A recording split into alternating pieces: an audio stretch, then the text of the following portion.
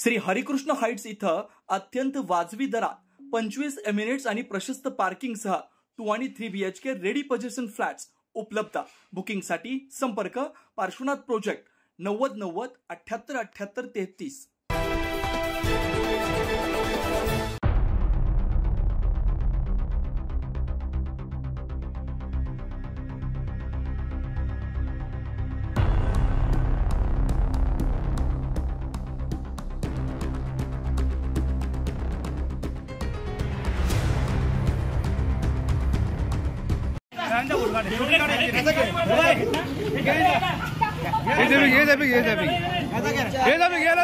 सिडकोतील पवननगर मध्ये टोळक्याचा दहशत माजवण्याचा प्रकार समोर आलाय।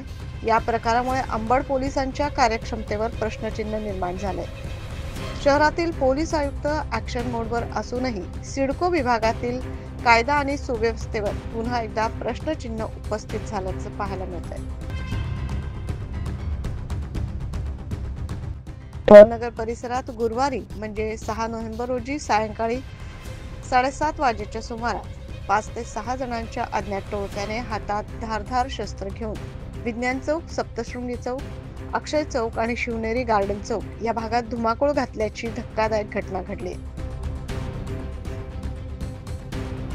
या टोळक्याने परिसरातील काही घरांच्या काचा फोडल्या, तसेच रस्त्यावरून जाणाऱ्या 4 चाकी वाहनांवर वार करून दहशत माजवली।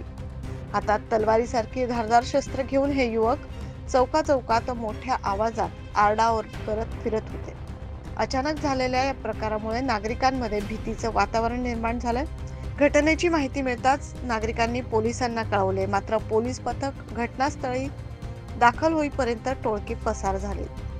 अंबड पोलीस ठाण्याचे पथक सध्या परिसरातील CCTV फुटेज तपासत असून या घटनेत सहभागी असलेल्या युवकांचा शोध सुरू आहे। दरम्यान पवननगर परिसरात गेल्या काही महिन्यांपासून काही टोळक्यांकडून अशाच स्वरूपाचे दहशतीचे प्रकार घडत असल्याची चर्चा आहे।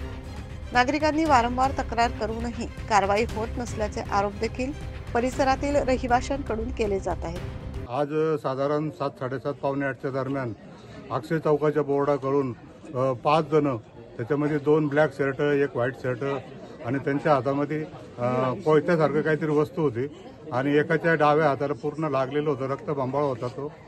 आणि ते इथं आमच्या शेजारी जे आहे नानकर यांच्या दुकानामध्ये उभे राहिले, मला वाटतं काहीतरी घेत आहे, पण ते न घेता डायरेक्ट शिवीगाळ करायला लागले आणि काउंटरवर जे सामान होतं बिस्किट पुडे वगैरे डायरेक्ट त्यांनी रस्त्यावर फेकले आणि शिवीगाळ करत पळायला लागले। आणि पुढं जे रस्त्यावर ज्या कुंड्या होत्या दारापुढं त्या उचलून त्या फेकल्या।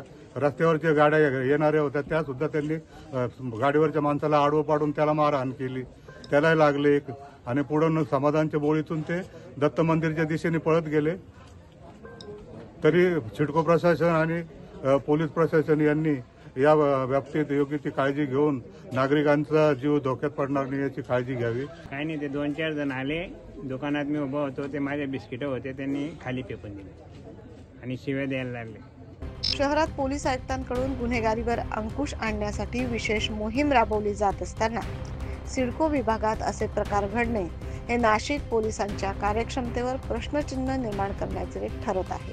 या घटनेमुळे पुन्हा एकदा सिडको विभागात कायदा आणि सुव्यवस्थेचा प्रश्न ऐरणीवर आलाय। अंबड पोलिसांनी या प्रकरणी अज्ञात टोळक्याविरुद्ध गुन्हा दाखल करून तपास सुरू केलाय। लवकरच आरोपींचा शोध लागेल असं पोलिसांनी सांगितलंय। न्यूज महाराष्ट्रासाठी प्रतिनिधी नितीन चव्हाण।